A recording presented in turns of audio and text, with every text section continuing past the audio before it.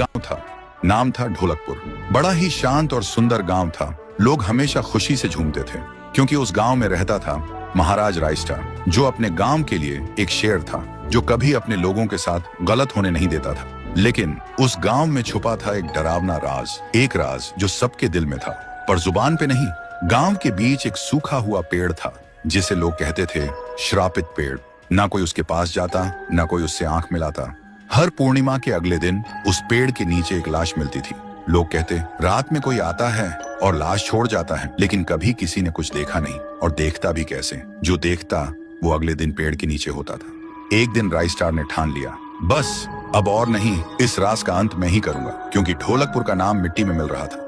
फिर एक पूर्णिमा की रात रायस्टार चुपके से जाकर पेड़ के पास बैठ गया। रात के 2 बजे एक आवाज आई, ठुंग ठुंग ठुंग ठुंग ठुंग ठुंग ठुंग ठुंग ठुंग सहूर। और फिर वो पेड़ भूत में बदल गया। वो भूत कुछ अजीब सा था, एक भयानक शैतानी हंसी वाला चेहरा, आंखें बड़ी बड़ी। वो पेड़ चल के एक घर के गेट को जोर जोर से खटखटाने लगता है। तभी एक आदमी डर के मारे आवाज सुन के बाहर निकलता है। वो भूत अपने लकड़ी जैसे हाथ से एक ऐसा थप्पड़ मारता कि उसकी सांस वहीं थम जाती है, और उसी जगह उस लाश को ले जाता है और वापस फिर से पेड़ बन जाता था। देखते ही रायस्टार का दिल कांप जाता है, पर वो कुछ बोलता नहीं।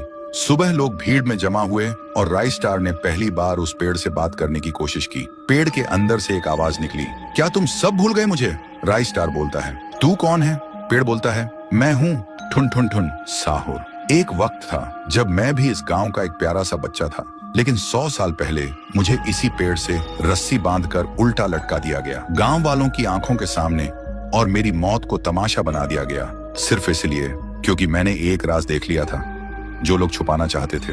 और उसी पल से मेरी रूह इस पेड़ से जुड़ गई। उस दिन से मैं इंसान नहीं, एक सज्जा बन गया, और हर पूर्णिमा में एक राजदार को चुनता हूँ और फिर उसे उसकी खामोशी का हिसाब देता हूँ। रायस्टार बोलता है, लेकिन अब तो वो लोग मर चुके हैं ना, जो तेरा कसूरवार थे। अब तू मासूम लोगों को क्यों मार रहा है? पेड़ कुछ देर चुप रहता है, फिर बोलता है, ठीक है, बस एक बार मुझे याद करो, एक दिया जला दो, फिर मैं कभी किसी को नहीं मारूंगा। फिर रात में सब लोग आते हैं, एक एक दिया जलाते हैं, और तभी पेड़ अपने आप से आग पकड़ लेता है, और आखिर में मुक्ति मिलती ठुन ठुन ठुन साहुर को।